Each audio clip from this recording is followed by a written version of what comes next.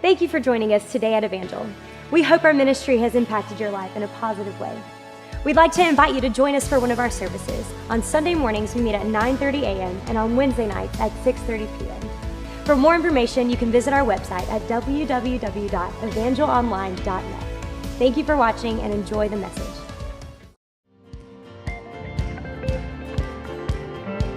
There is a river where goodness flows. There is a fountain that drowns sorrows. There is an ocean deeper than fear. The tide is rising, rising. There is a current stirring deep inside. It's overflowing from the heart of God, the flood of heaven crashing over us. The tide is rising, rising. Bursting, bursting up from the ground. We feel it now. Bursting, bursting up from the ground. We feel it now. We come alive in the river. We come alive in the river. We come alive in the river. We come alive in the river. Oh, we're alive. We're alive.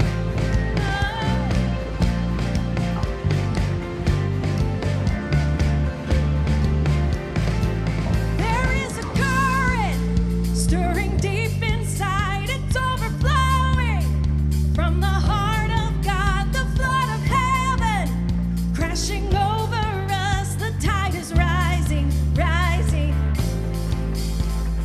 Bursting, bursting up from the ground. We feel it now. Bursting, bursting up from the ground. We feel it now. We come alive in the river. We come alive in the river. We come alive in the river. We come alive in the river. Oh, come alive.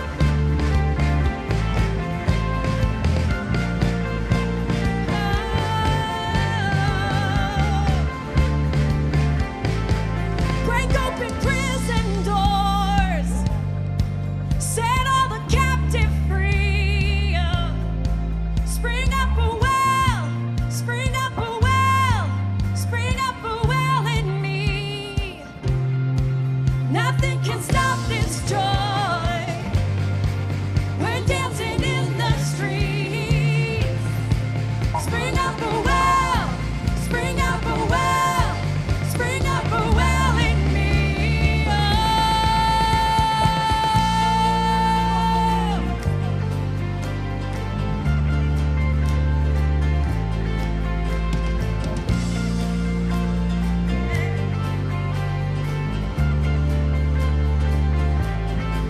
We come alive in the river. We come alive in the river. We come alive in the river. We come alive in the river. Spring up a well. Spring up a well. Spring up a well. Spring up a well. Spring up a well in me. Oh, we come alive in the river. We come alive in the river. We come alive in the river. We come alive in the river. Oh,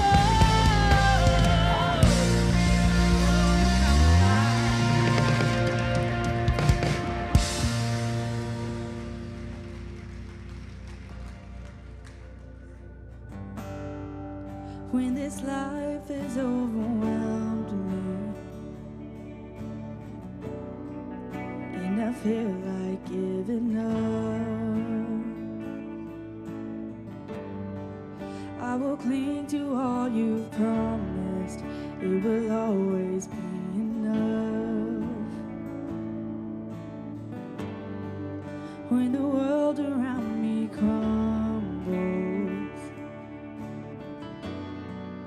and it's hard to understand, I will run to you, my shelter. I am safe within your hands. Oh, you are my help forever.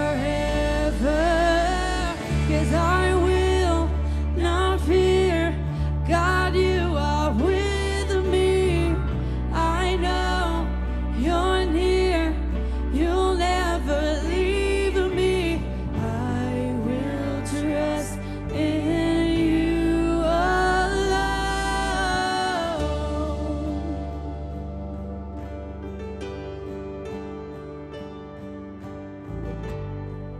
When I'm broken in the silence, I can hear you whispering. You're not alone here in these trials. I will hold you faithfully. Thank you, God. Oh, you are my help forever. And I will not fear. God, you are with me. I know you're near. You'll never leave me. I will trust in you alone. And when my heart and strength have failed me, my God, you won't, for your name is mighty. I will trust in you alone.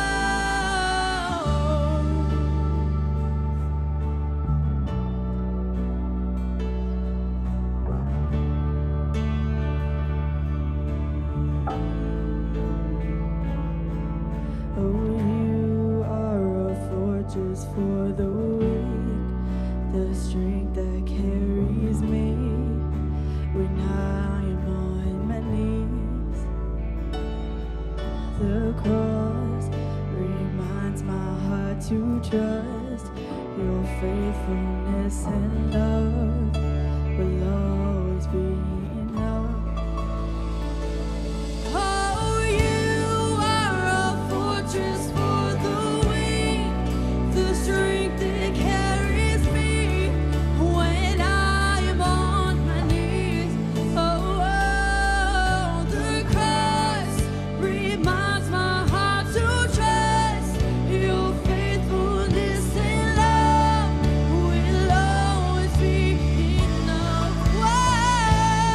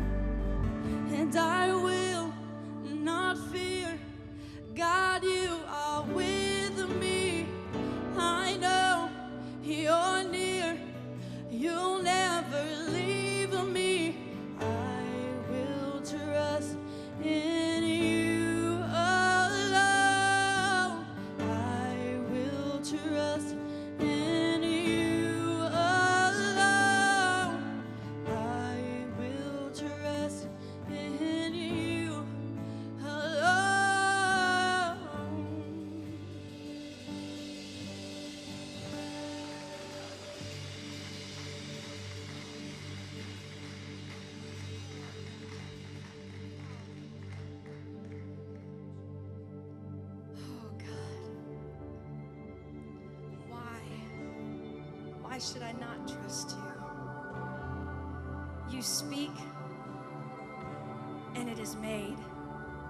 You place the stars in the skies, and you stretch out the heavens. You are God. You are God. Our Father, all of heaven roars your name. Sing louder. Let this place erupt with praise. Can you hear it? The sound of heaven touching earth. The sound of heaven touching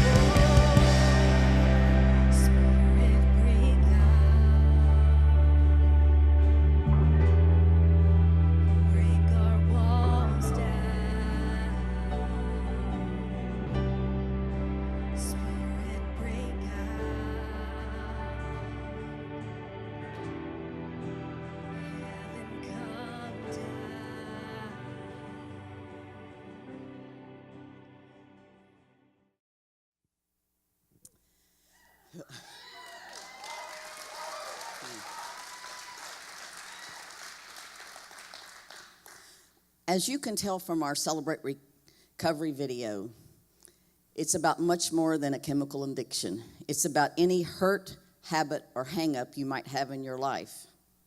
I'm a grateful believer in Jesus Christ, and I celebrate recovery from childhood sexual abuse, and I still struggle with people-pleasing and food issues, and my name is Deborah. Celebrate Recovery, which we refer to as CR, has been in existence for over 26 years and is in over 30,000 churches worldwide. We started here 8 years ago. There were about 20 of us that pulled together to start it up. Most of us were good church people who only wanted to help other people. Little did we know the powerful impact CR would have in our personal lives, as well as in literally touching lives of hundreds of people throughout Mariana and the surrounding counties. Although CR runs a confidential program, I want to ask those of you who are willing to stand if you have either personally attended CR or had a family member who has attended CR and benefited from it. I want to see who you are out there.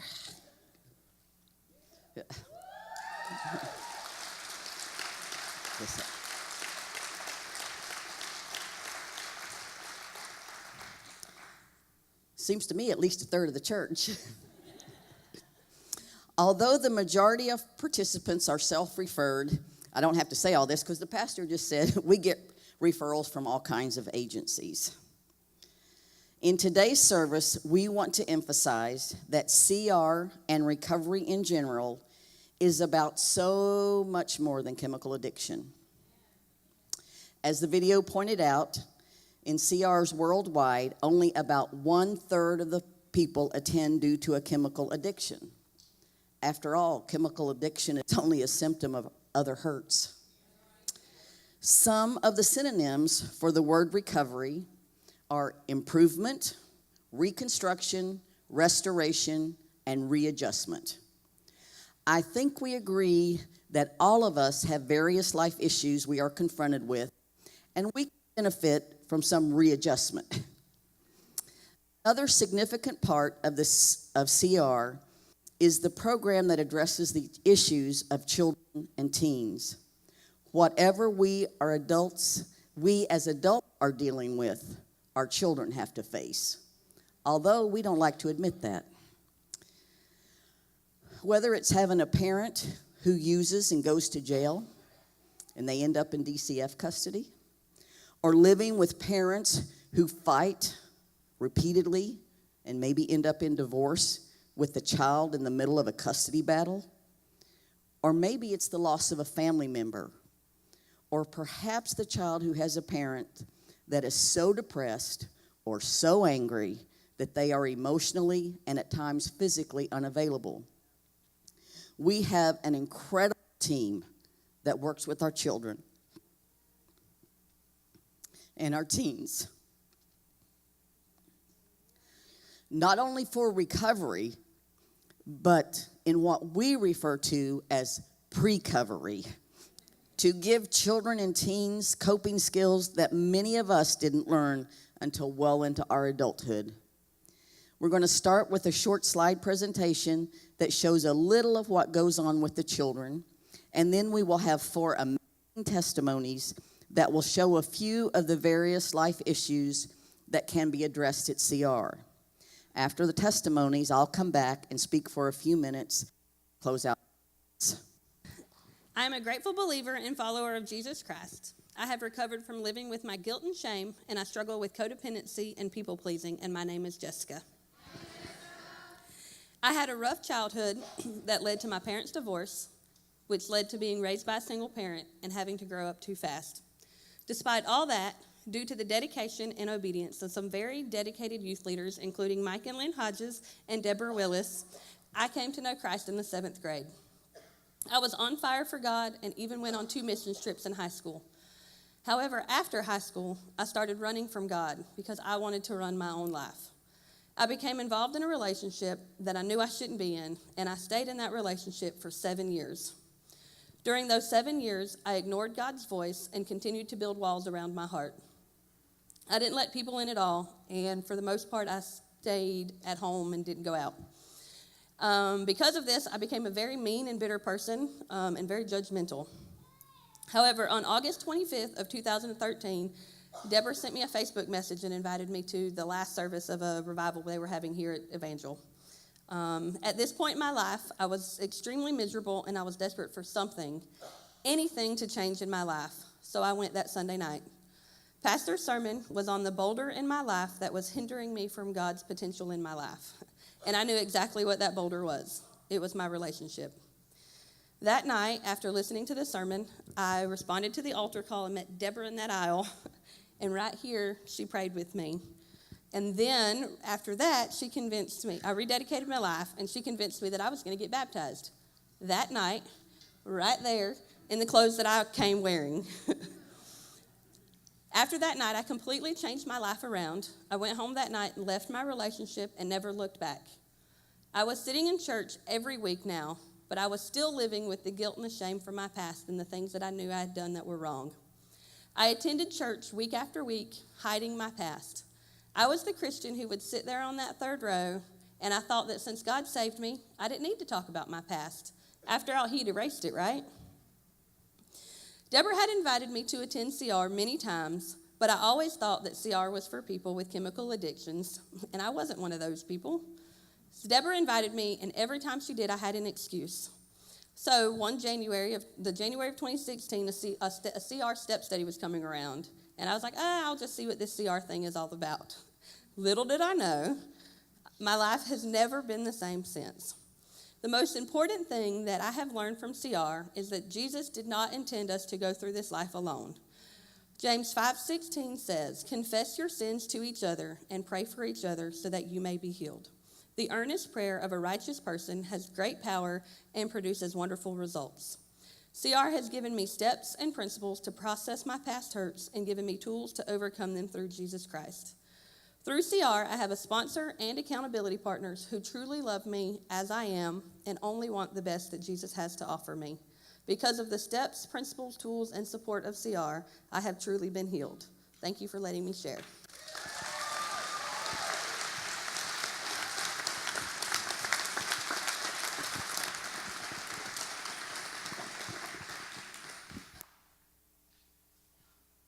Hello. My name is Brendan, and I struggle with anger and sinning in my anger. So I started going to Celebrate Recovery when I was 14, mostly because my mom was going, and I had made a few friends there as well. It was a good place for me to be, and I learned a lot. But I was a hearer of the word and not a man of action. I spent most of my teens as a fair-weather Christian, being faithful only when it benefited me. But if sin was introduced in my life, I had a very hard time fighting against it. I would cave, cycle back just for a good time. Then, when I was 20 years old, I started hanging out with some friends that at the time I thought were good influences. We started smoking pot a lot and drinking really heavy. The constant drinking and smoking only lasted about 2 months. God gave me a few opportunities to put it down, but after squandering those chances, He knew it would take something drastic for me to change. I was drinking one night and smoking pot like usual when all of a sudden a blur of things happened. I found myself handcuffed to a hospital bed. I still to this day don't remember the events that took place that night, but it landed me in jail for 17 months. By the time I got out, I had the oldest ID in the jail. It was the longest 17 months of my life. Every day was a struggle. I prayed so many times, God, please let me wake up from this nightmare. The reality of it all never really sank in, but I knew I didn't belong there, and I used the time to get right with God. He opened up parts of me I didn't know existed, revealing a side of himself I never knew. I got released January 22nd of 2017. I've been out 7 months, and I go to Celebrate Recovery every Friday and church on Sundays. I allowed God to change me in that place. I call it the jungle. It works if you work it, and I took full advantage. I read the whole Bible and a ton of Christian books. Not that these last 7 months aren't a struggle of their own, but I am nowhere near where I was before. I finished a step study and became a leader at CR. I work at a great job that I enjoy very much, but the best part about CR is while I was sitting in that 17-month timeout, thinking about what I had done, I had everything I learned at CR to fall back on. It stabilized me. What stabilizes me today is my daily inventory, waking up each morning and asking God to prepare me for the day to come. Not that I don't sin, it's still a struggle, but I live one day at a time, I enjoy one moment at a time, and I accept hardship. I accept persecution as a pathway to peace. As long as I surrender to God's will. I don't know any other way to do it. I don't have to try all the other ways to know they don't work. I can learn from others as I can hope some can learn from me. In the past 7 years I've been going to CR, I've seen so many lives changed, and it brings me so much joy to see people healed. This program is like no other. It only works if you work it. Thanks for letting me share.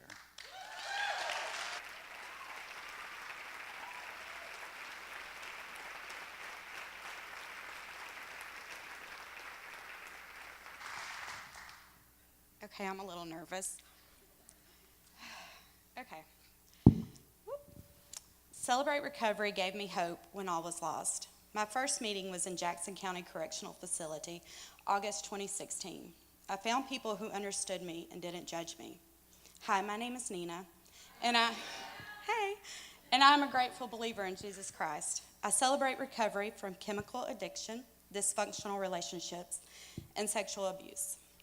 Before CR came into my life, I was strung out on meth and in a very abusive relationship. I had been using drugs pretty hard for about 3 years, finding myself getting high most days just to feel normal. I did lose everything over and over, from my jobs to my home, even my kids. I remember praying to God, asking him to take me away from that life, to make it all in. I mostly prayed for death. On June 6, 2016, God answered my prayer when DCF showed up with an officer to do a walkthrough of the house I was living in. My fiance ran out the front door, leaving me in handcuffs on the way to jail. I never thought this was God's plan. I thought for sure he would magically make us sober or just kill me before this happened. So there I sat 68 days in county jail. Rough, humbling experience of my life. It didn't take any convincing that church was where I needed to be. By attending CR, I learned to open up. I learned you're only as sick as your secrets. Seeing the leaders who come to talk with us, hearing their story, and giving all the glory to God. I knew this was the answer to my prayers. So here I am. 1 year sober, I'm working 2 jobs, completing my first step study.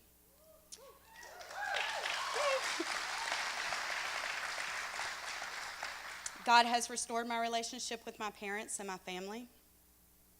I am mother again to my daughter, Raina McCaitlin, and I continue praying for restoration with my son, Trayson B. My forever family has shown me to love each other as God has loved us. But those who hope in the Lord will renew their strength. They will soar on wings like eagles. They will run and not grow weary. They will walk and not be faint. Isaiah 40:31. Thank you for letting me share.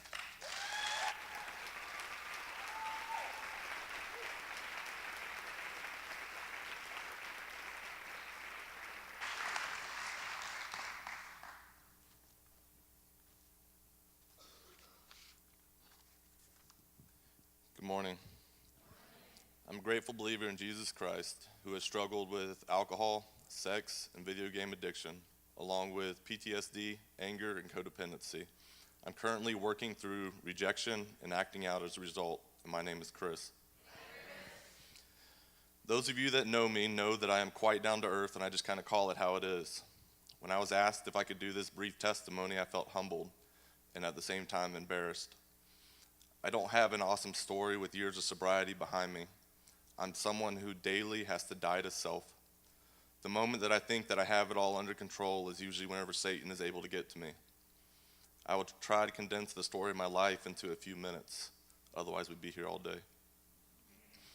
The struggle for me started in my early teenage years with porn. I began to see women as objects, which in turn set me up for years of bad relationships. Intimacy was no longer intimate, and only turned into me getting out of sex what gratified me.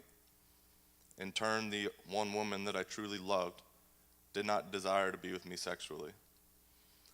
I acted out outside of my marriage and had an affair on 2 occasions. I joined the Army fresh out of high school with the intent to become a nurse and use that background to help me become a medical missionary. Within 30 days of me finishing nursing school, I ended up in Iraq, and Iraq completely changed me as a person. My mom has told me that even though both of her sons came home physically from Iraq, she felt like they both died over there because neither one of us came home the same. Video games started as my next addiction. It was my escape from life and everything that I had seen while I was in Iraq. It was where I felt that I could control who lived and died, and in the end, no one was truly hurt. This mode of coping may seem harmless, but what you don't see is that it created a horrible relationship with my ex-wife. I never wanted to leave the house. I never wanted to watch TV or movies. I never wanted to go on dates. I never even wanted to watch the kids. Anytime that the kids or Corey tried to gain my attention, even if it was to ask me a simple question, I would blow up. One fight that I remember very vividly was about 6 years ago. I stood up from my computer chair and put my face about an inch from Corey's face. I screamed at her to assert my dominance. And the thing about Corey's temperament is she doesn't back down when challenged, and so she yelled right back. The entire time, my oldest daughter, Cassidy, who was about 18 months old at the time, was being held in Corey's arms. To continue to assert my dominance, I stormed down the hallway, tearing all the pictures off the wall and smashed them on the floor. I broke the glass on a door and then punched a concrete wall. My daughter Cassidy was terrified of me, and she would no longer let me hold her after that fight. And that broke me as a man. It made me realize I needed to go and get some help. After my first affair in Germany, I thought I had my act together. Corey and I started co-leading a marriage small group. I slowly became a better husband, but I was still absent. Video games and porn were never dealt with, and they became a wedge between Corey and myself. They became my God and what I always went to when I needed an escape. During my last deployment to Kosovo in 2015, I had my second affair. Corey initially didn't want a divorce, and she wanted to fix our relationship. I was in a horrible headspace, and I just pushed her away. November of this year will be the 2-year mark since our divorce was final. It wasn't until I started dating again that I realized just how horrible of a husband I was. I caught myself in these new relationships, helping these women move into a house, clean a house, watch their kids, going on dates. It was as if a light bulb went off inside my head. I realized that had I actually done all these things for Corey, that my relationship with her would be completely different. My relationship with Corey has been rocky over the last 2 years. My dad likes to call us the weirdest divorced married couple that he has ever met. Because we still do everything together, we just sleep in different places. CR has been the one constant over the last 21 months. Initially, I started going because my dad was leading a CR up north. I felt that I was somehow better than going to a support group. And within my first week of going, I opened up and shared all my garbage that I've been burying inside. I find freedom each time that I open up and share my story with someone new. I've had a poor outlook on myself as a person over the last several years.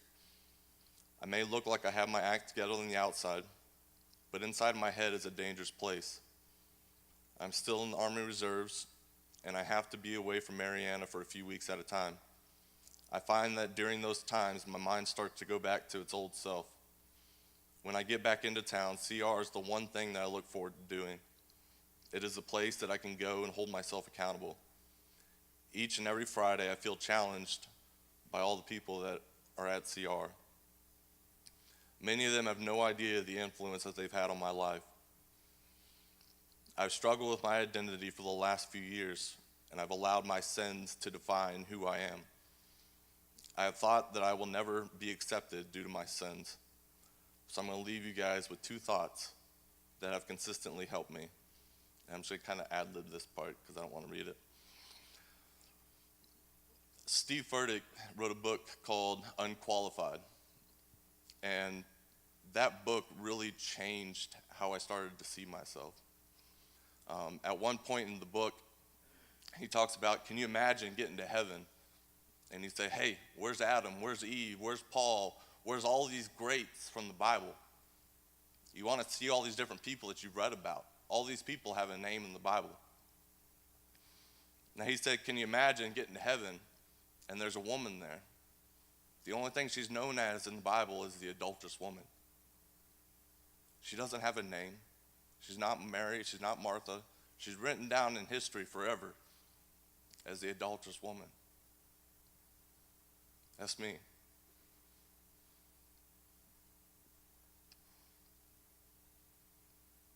Now he said, let me put a different spin on this story.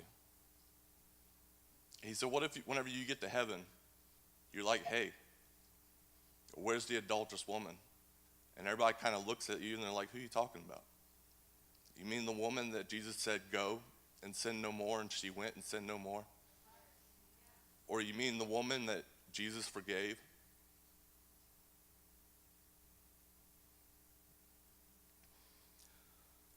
Second thought that I'm going to leave you with is what one of my buddies at CR actually told me a couple weeks ago. He said, Satan knows your name, but he calls you by your sin. God knows your sin, but he calls you by your name.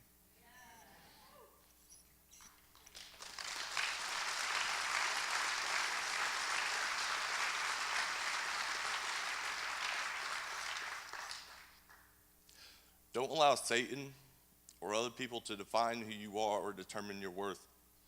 When the world tries to define who you are, just remember whose you are. Thank you for letting me share.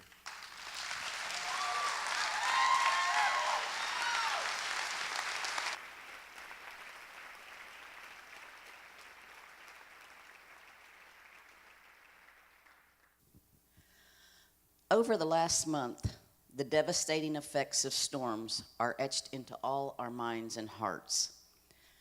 I know I'm not the only one that watched video footage like the one we just saw of homes and businesses being decimated and people being rescued, with tears running down my face as my heart ached for them. Storms may be used as an analogy for the various things that can happen in our lives that can have long-term effects.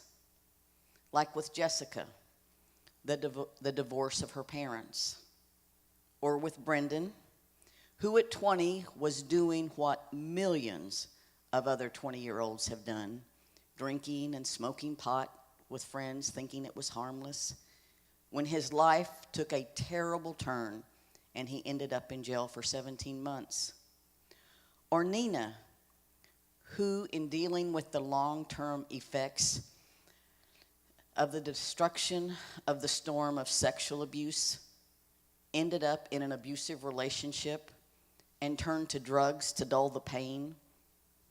Or Chris, whose introduction to porn as a teen, again, like millions of other teenagers, it led to years of incorrect attitudes toward women and ultimately to a broken family, and who is still living with the effects that the raging winds of war have caused in his life. Storms aren't fair, nor is anyone exempt. Some face major storms as young children, as I did when my father was murdered when I was 2.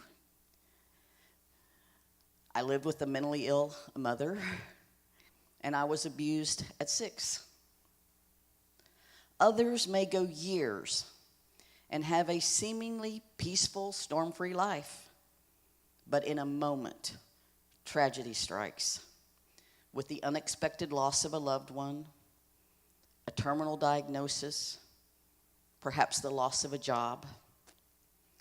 Just as many of the hurricane victims needed to be rescued or are dependent on others to help restore their lives, we all need other people to help us in our recovery.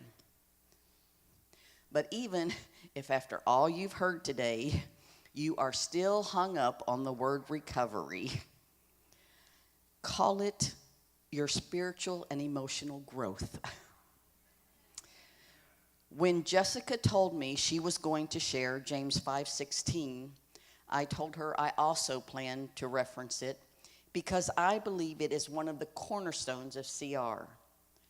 God made us to be in relationship with Him and in relationship with others. There is a distinct difference between our salvation and our healing. And I think Jessica did a good job of kind of talking about how once we get saved, we think, okay, let's not talk about the past. I'm saved, what else I got to worry about? Our salvation is between us and God. Philippians 2:12 states to work out your own salvation with fear and trembling. However, in James 5:16, it states to confess your sins to one another and pray for each other so that you may be. It is through other people that we are damaged. And it is through godly, trustworthy people who are still imperfect that we can build healthy relationships within which we can be healed. Now, I'm not talking about the superficial acquaintances that we all know, we all say hi to, we greet every Sunday at church and work and other places. I'm talking about the kind of relationship where you share one another's pains, you share your sins, and you are close enough to give honest support and feedback. I personally know what it's like to live for years under a burden of shame and fear of not wanting anyone to get close to me or to know my past sins. I was over 50 and was taking part in CR before I got the healing I needed and have been able to let others truly know me. Rick Warren has stated that your greatest ministry will likely come from your deepest pain. That can only happen if you admit your pain and deal with your pain. We are all living testimonies of how God can take all the pain of the past and use it for His glory. We wanted to give you a glimpse of the hope and healing that is available through Jesus Christ. I also know, I have spent my life helping people. First as a DCF worker in Missouri, working with abuse and neglect. And then over 20 years at the federal prison. And I have told several people, and I hope this makes sense to you, that it is much easier to work with inmates than church people. Because inmates have literally, and I mean literally, been stripped of everything. Sometimes it's put on the front page of the paper, put on the TV. They can't hide anymore. Well, sometimes they can. They don't have to be honest. But the ones that chose to deal with issues, they'll lay it all out. Whereas you come to church and everybody puts on their church mask. They try to pretend like they don't hurt when we all hurt. And since my retirement from the prison, and mainly, even though I still go in the jail and the prison, most of my work being with people from church and various churches, it breaks my heart to see how afraid church people are to be real. And honestly, I have seen at times more spiritual freedom in prison than I have at church. As Kira comes to sing, we also want to take the opportunity to pray with any of you that need prayer for any past or current hurts or struggles in your life. Right now, I'm going to ask some of the CR leaders to come forward to be available at the altar. And we do ask that men go with a man to pray and ladies with a lady.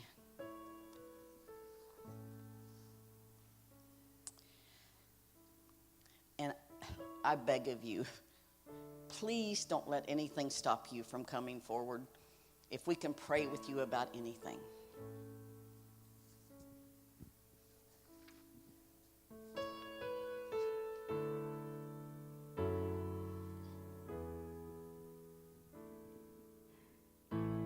God, I give you all I can today. These scattered ashes that I hid away, I lay 'em all at your feet.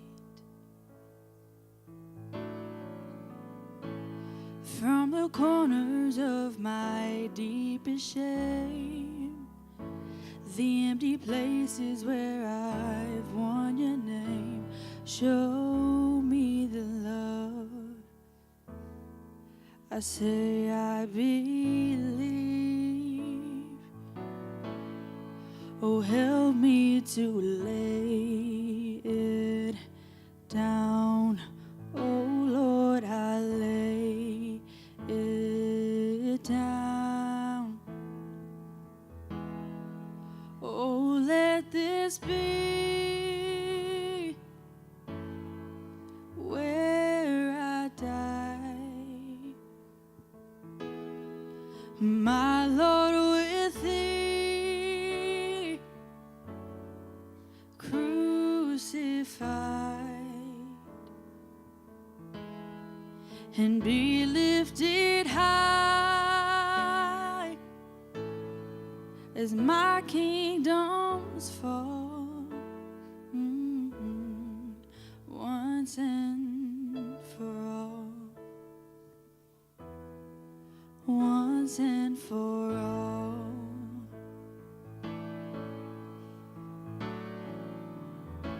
And there is victory in my Savior's loss, and the crimson flowing from the cross pour over me, pour over me. Yes, oh, let this be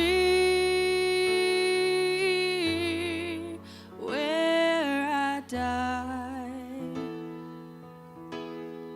my Lord, with thee crucified, and be lifted high as my kingdoms fall, oh, once and for all, once and for all. Oh, Lord, I lay it down. Oh, Lord, I lay it down. Oh, help me to lay it down. Oh, Lord, I lay it down. Oh, let this be where I die,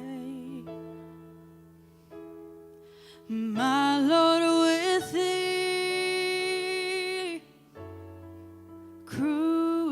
crucified and be lifted high as my kingdom's fall once and for all. Once and for all. Oh, let this be where I die, my Lord, with thee crucified and be lifted high as my kingdom's fall once and for all. Once and for all.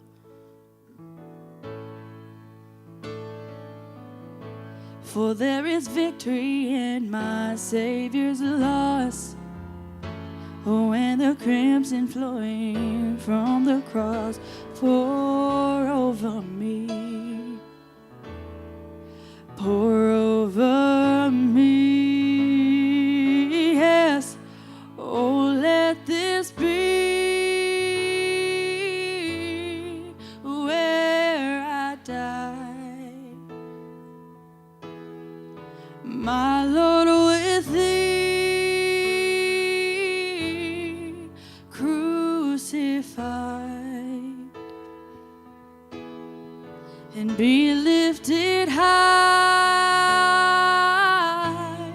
as my kingdoms fall once and for all. Once and for all. Oh Lord, I lay it down. Oh Lord, I lay it down. Oh, help me to lay it down. Oh Lord, I lay it down. Oh, let this be where I die, my Lord, with thee crucified and be lifted high as my kingdom's fall once and for all. Once and for all. Oh, let this be where I die, my Lord, with thee crucified and be lifted high as my kingdoms fall once and for all. Once and for all.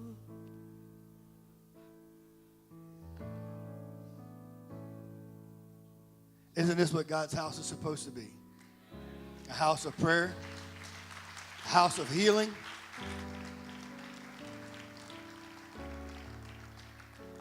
Let me tell you that when it becomes less than that, when it becomes more about checking off a to-do list and it becomes something a task that you have assigned for the day, then I think we've missed the point. That when we allow God to move like this today, we don't just hear what God's done, but we see where He's going. Amen. And so you get an opportunity today to see what God's done in our church, but I believe you also get the opportunity to see where God's headed. That God's interested in hurt people. And God's people should be interested in hurting people. That we have to care. And I appreciate that, that working on staff with Deborah, it's not something that we get to see on a once a year type of thing. It's a thing that we see every single day. I cannot tell you the number of times that I went home to Tatum and I've said, dude, I don't think anybody works harder or loves people more than Deborah. And it's evident because the people that she works closest with have followed that same passion. They found that same love and that same kind of commitment to loving people that may be castaways for other groups. And I want you to know today that I'm proud again, once again, to be a part of a church that loves the hurting, that loves the down and out, that loves the ones who may be discarded by others. I'm proud to be a part of what Evangel's done in 8 years. Amen?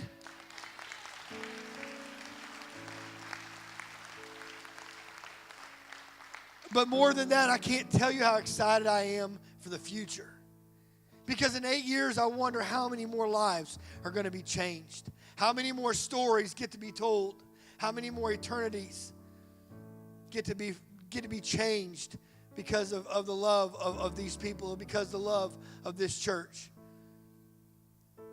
What a way to celebrate what God's done in 8 years. But that it's not done here. That it's not finished. And when I talked to Deborah this morning, I said, are we celebrating 8 years or are we excited about year number 9?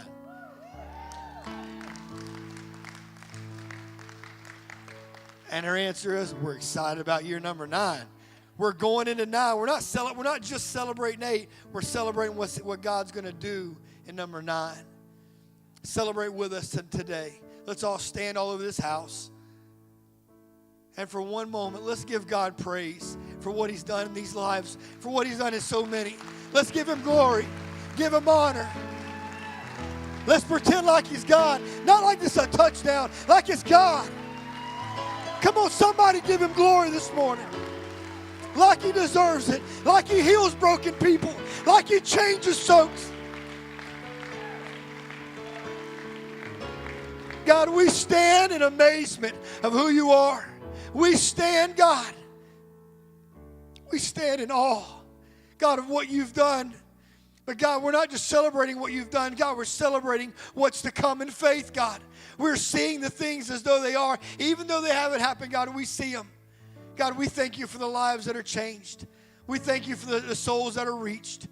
God, we thank You for this ministry that is Celebrate Recovery. We thank You, God, because we all need someone to come alongside of us and build us up, hold us accountable, strengthen us, God, that this is our church. God, and we thank You for today for this ministry and moving forward. We ask that You go with us today. Help us to love people. Help us to see hurting people the way You see them. God, that You would see, we see the lost everywhere that we go. But we give You all the praise and all the glory this morning because You're worthy. In Jesus' name. And everybody said, amen.